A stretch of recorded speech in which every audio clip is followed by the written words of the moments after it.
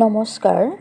আপোনাসকলৰ আশীৰ্বাদ তথা সহায় সহযোগিতা শিৰত লৈ মোৰ এই ভৌতিক গল্পৰ পঞ্চম খণ্ডটি আগবঢ়াইছোঁ।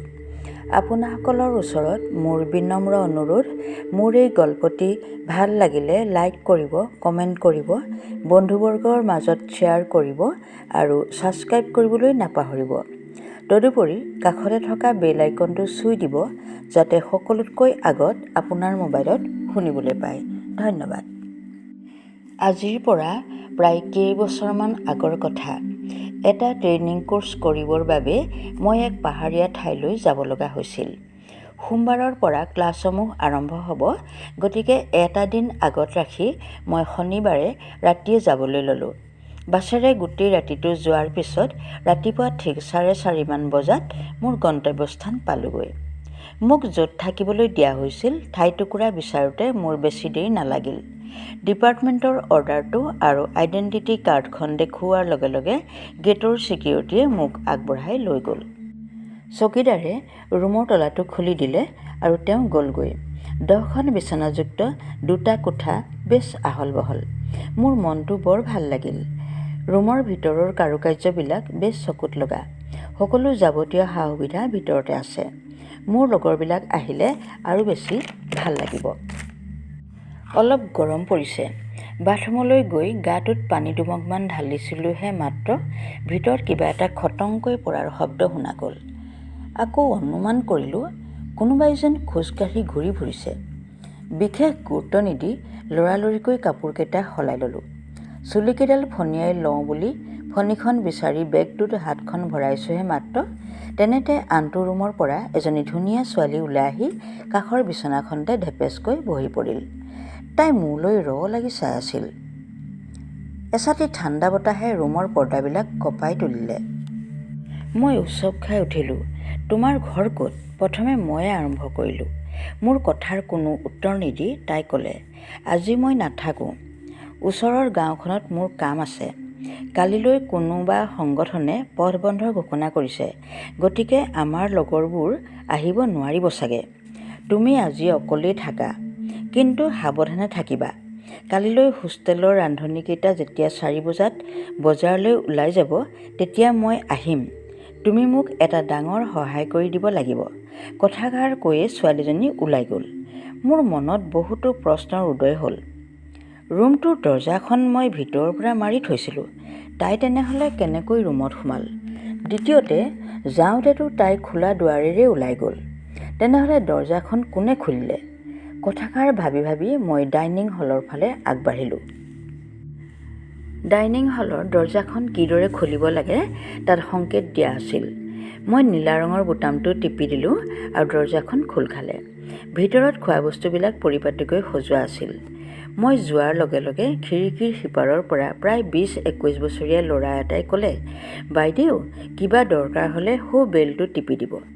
ঠিক আছে বাৰু, যোৱা। মোক একো দৰকাৰ নহ'ল, গতিকে বেলটো টিপিব লগা নহ'ল। কাৰোবাক কিবা এটা সুধিবলৈও কোনো ওচৰত নাই। চেহ, আচুহোৱা ঠাইত থকাটো সঁচাই অলপ বিপজ্জনক। এনেতে প্ৰায় 25-26 বছৰমান বয়সৰ ল'ৰা এটাই ফুলত পানী দি থকা দেখিলোঁ। মই আগ্ৰহেৰে তাক প্ৰশ্ন কৰিলোঁ, তুমি ইয়াতে কাম কৰা নেকি? হয়, ইয়াতে কৰোঁ। ৰাতি ক'ত থাকা? ৰাতি ৰান্ধনীৰ ষ্টাফটোৰ লগত আমি 2য় মহলাত থাকোঁ। তোমালোকে ইয়াতে থাকিব নোৱাৰানে? ল'ৰাটোৱে উত্তৰ দিলে, নাই, তলৰ ফ্ল'ৰটো কেৱল মহিলাৰ বাবেহে। অৱশ্যে গেটত ছিকিউৰিটি থাকিব। কথাষাৰ কৈয়ে সি গুচি গ'ল। মই ভিতৰলৈ সোমাই আহিলোঁ। চাৰিওফালে হিমচেঁচা যেন লগা এটা পৰিৱেশ। লাহে লাহে প্ৰকৃতিৰ বুকুলৈ আন্ধাৰ নামি আহিল। থাকিবতো লাগিবই, গতিকে বুকুত সাহস বান্ধি ইষ্টদেৱতাৰ নাম ল'লোঁ। সেইদিনা মোৰ বাবে এঘণ্টা এযুগ যেন লাগিছিল। বেগৰ পৰা কিতাপ এখন উলিয়াই পঢ়াত লাগিলোঁ। নাই, আজি পঢ়াটো মন নবহা হ'ল। কেৱল ভয় লগা কথাবোৰেহে মনলৈ আহি আছে। ৰাতি ঠিক 9 বাজিছিল। ডাইনিং হলৰ পৰা ভাত খোৱাৰ ঘণ্টা বাজি উঠিল। মোৰ ভাত খাবৰ মন নগ'ল। আঁঠুৱাটো ভালদৰে লগাই টোপনিয়াবলৈ চেষ্টা কৰিলোঁ। খিৰিকীৰ পৰ্দাখন টানি থওঁ বুলি যাওঁতে হঠাৎ মোৰ বাউসীৰ ওচৰেৰে এক ছায়ামূৰ্তি পাৰ হৈ যোৱাৰ দৰে লাগিল। পোনছাটেই আহি বিচনাত পৰিলোহি। মোৰ মনৰ এইবোৰ ভ্ৰান্ত ধাৰণাও হ'ব পাৰে। এই অচিনাকি ঠাইত মইনো কাৰ কি অন্যায় কৰিছোঁ?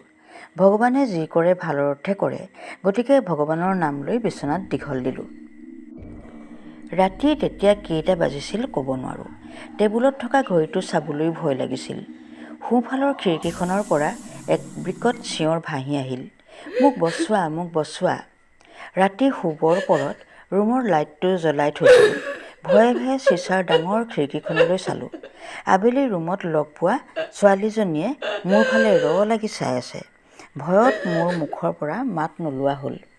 বিচনাৰ এচুকত আঁঠুৱাটোকে সাৱটি বহি পৰিলোঁ। ভয়ে ভয়ে বেগৰ পৰা নামঘোষাখন উলিয়াই বুকুত গবা মাৰি ধৰি ভগৱানৰ নাম ল'লোঁ। ক্ষন্তেক পিছত দেখিলোঁ খিৰিকীৰ পৰা ছায়ামূৰ্তিটো নাইকিয়া হৈ গ'ল। মুখলৈ অলপ পানী আহিল। ঠিক 1 ঘণ্টামান বহি থকাৰ পিছত ৰাতি পুৱাইছে। প্ৰাতঃ কামখিনি সামৰি ডাইনিং হলৰ ফালে আগবাঢ়িলোঁ। কফি মেচিনটোৰ পৰা কফি একাপ লৈ পুনৰ নিজৰ ৰুমটোৰ ফালে ঘূৰি আহিলোঁ।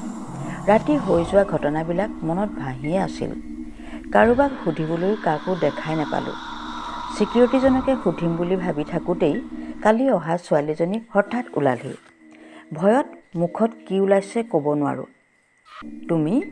তাই মোৰ মুখলৈ চালে। মোৰ ওচৰলৈ অলপ আগবাঢ়ি আহি তাইয়ে আৰম্ভ কৰিলে, মই আচলতে কোনো তেজমঙহৰ মানুহ নহয়, মই এক প্ৰেতাত্মাহে। কোনো কথা কাকো সোধাৰ প্ৰয়োজন নাই। এই বিল্ডিংটো বনাই থাকোঁতে কাৰিকৰী বিভাগত থকা 2জন কৰ্মচাৰীয়ে গধূলি মই বজাৰৰ পৰা আহি থকা সময়ত মোক মুখত সোপা দি লৈ আহিছিল আৰু গোটেই ৰাতি ধৰ্ষণ কৰি মুমূৰ্ষু অৱস্থাত মোক পিছফালৰ গাঁতটোত পুতি পেলাইছিল। ঘটনা সংঘটিত কৰি বাইকত গৈ থাকোঁতে এক্সিডেণ্ট হৈ 2টা নৰপিশাচ মৰি থাকিল। মই নিখোজ হোৱাত চিন্তা কৰি কৰি নাখাই নবৈ মোৰ বৃদ্ধা মাও মৃত্যুৰ মুখত পৰিল। কিন্তু মোৰ আত্মাই মুক্তি পোৱা নাই। আজি অতদিনে এই বিল্ডিংটোত থাকিবলৈ কোনো অহাও নাছিল। হয়তো তুমিয়ে প্ৰথম আহিছা। তোমাৰ সৰলতা মোৰ ভাল লাগিল আৰু সেয়েহে মোৰ কাহিনীটো তোমাক ক'লোঁ। মোৰ জীয়াই থাকিবলৈ বৰ ইচ্ছা আছিল, ঠিক তোমাৰ দৰে। মই তোমাৰ কোনো অপকাৰ নকৰোঁ। গাঁতটোত মোৰ শৰীৰৰ যি অৱশিষ্ট আছিল তুমি সেইখিনি জ্বলাই দিবা। কিন্তু সাৱধান, এই কথা কাকো নক'বা। মই তোমাৰ ওচৰতে ৰৈ থাকিম। আবেলি 4 বজাত ইয়াত কোনো নাথাকে। তেতিয়া তুমি সাজু হ'বা আৰু মই আহিম। কথাষাৰ কৈয়ে ছোৱালীজনী নাইকিয়া হ'ল। কথাবোৰ ভাবি ভাবি মই অস্থিৰ হৈ পৰিলোঁ। মানুহৰ জীৱনত এনেকুৱাও হয়নে বাৰু? কালি আহিবৰে পৰা কেৱল প্ৰেতাত্মাৰ লগতে সময় পাৰ কৰিছোঁ যেন লাগিছে। মোৰ মূৰটো আচন্দাই কৰাৰ দৰে লাগিল। ভগৱানৰ ফটোখনৰ ওচৰলৈ গৈ কঁপি কঁপি ধূপৰ কাঠি 3টা জ্বলাই নেদেখাজনৰ ওচৰত প্ৰাৰ্থনা কৰিলোঁ। ডাইনিং হলৰ পৰা ভাত খোৱাৰ ঘণ্টাৰ শব্দ ভাহি আহিল। লাহে লাহে আগবাঢ়িলোঁ। অকণমান মাছ আৰু দালি অলপ লৈ তাকৰকৈ ভাতকেইটামান খাই পেটৰ পুৰণিটো মাত্ৰ ৰক্ষা কৰিলোঁ। পুনৰ ৰুমলৈ ঘূৰি আহিলোঁ আৰু চকীখনত বহি পৰিলোঁ। তেতিয়ালৈ মোৰ লগৰ কোনো আহি পোৱা নাই। নিউজ পেপাৰখন চালোঁ। আজি বন্ধটো 4 বজালৈকেহে আছে, গতিকে সন্ধ্যাৰ ভাগলৈ কোনোবা আহিবও পাৰে। সময়বোৰ পাৰ হৈ গৈছিল। এনেতে দৰজাত টকৰ পৰিল। ভয়ত গাটো আকৌ জিকাৰ খাই উঠিল। হোষ্টেলটো কাহ পৰি জিন যোৱা। ভয়ে ভয়ে দৰজাখন খুলিলোঁ। মোৰ ধাৰণাই ঠিক। কালি অহা ছোৱালীজনীয়ে আহি মোৰ পৰা কিছু আঁতৰত থিয় হৈ আছে। মোক কেৱল চকুৰে ইংগিত দিলে। মোৰ বুজিবলৈ বাকী নাথাকিল। শুকান ঘাঁহ বন আৰু ফটা কাগজৰ লগতে জুইশলা এটা লৈ মই তাইৰ পিছে পিছে যাবলৈ ধৰিলোঁ। তাই আঁতৰৰ পৰা দেখুৱাই দিয়া গাঁতটোত মই দপ দপকৈ জুই লগাই দিলোঁ। ভেকেটা ভেকেট গোন্ধ এটা নাকত লাগিছিল। ডাঠ ক'লা ধোঁৱাই চাৰিওফালে আৱৰি ধৰিছিল। আঁতৰত দেখিলোঁ তাই মোৰ ফালে চাই মিচিকীয়া হাঁহি মাৰি হাতেৰে বিদায়ৰ ইংগিত দিছিল আৰু হঠাতে অদৃশ্য হৈ গ'ল। মোৰ বুকুখন পাতল লাগি গ'ল। লৰালৰিকৈ কামটো সমাপ্ত কৰি মই নিজৰ ৰুমৰ ফালে আগবাঢ়ি আহিলোঁ আৰু গা পা ধুই ভগৱানৰ ওচৰত সেৱা জনালোঁ। এনেতে বগা ৰঙৰ ডাঙৰ গাড়ী এখন ৰলহি আৰু তাৰ পৰা 8গৰাকীমান মোৰ বয়সৰে মহিলা নামি আহিল। ছিকিউৰিটিয়ে মোৰ লগত চিনাকি কৰি দিলে আৰু তেওঁলোকক ৰুমৰ ফালে আগবঢ়াই নিলোঁ। পিছদিনাৰ পৰা আমাৰ ট্ৰেইনিং ক্লাছ আৰম্ভ হ'ল আৰু প্ৰায় 15 দিনমান সুখ্যাতিৰে ট্ৰেইনিং কৰাৰ পিছত আমি ঘৰাঘৰি গুচি আহিলোঁ। সেইদিনাৰ পৰা কোনো অশৰীৰী আত্মাৰ উপস্থিতি অনুভৱ কৰা নাছিলোঁ আৰু এই কথা মই কাকো কোৱাও নাছিলোঁ।